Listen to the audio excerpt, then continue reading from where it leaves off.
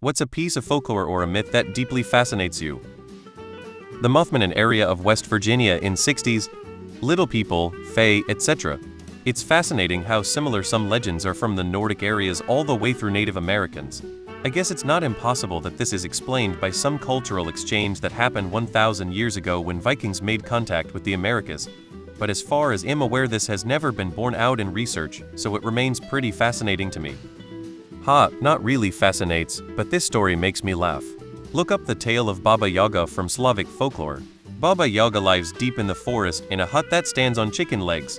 This hut can spin around and move through the forest. She flies around in a mortar which she steers with a pestle, sweeping away her tracks with a broom made of silver birch. I think she had metal teeth. Maybe she did a thing where you had to impress her or eat children. Or you could get a superpower. But I don't know if you get to choose your power. Excalibur the mythical sword and Merlin the wizard. As a Japanese chap, I can safely say that yokai are so interesting. The sheer amount of them is amazing, and not only that, they are all unique. I totally recommend looking them up. Athena popping out of Zeus' head with a full set of armor is still an insane idea. I will always be captivated by the connection between changelings and neurodivergence.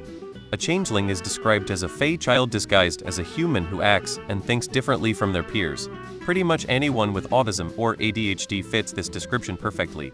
And it's actually quite likely that the changeling myths were invented as an explanation for the weird behavior found in neurodivergent kids in the past. Skinwalkers and Wendigos are as fascinating to me as they are terrifying. The jackalopes of northern Michigan. Cryptids, I love stuff like Bigfoot, Mothman, Abominable Snowman, Loch Ness Monster.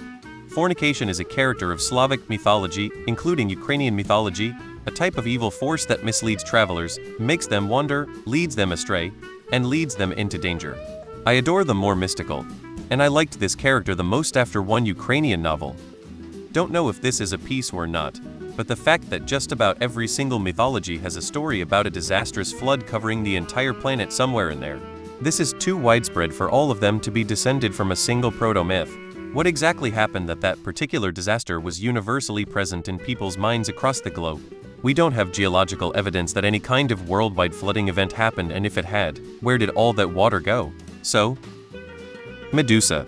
The legend of the phoenix, a bird that regenerates from its own ashes, symbolizing renewal and eternal life. And the quest for the Holy Grail. Vampires after watching Abigail last night. Werewolves, especially accounts of people being executed as werewolves. It seems like an early explanation for what we would now call serial killers.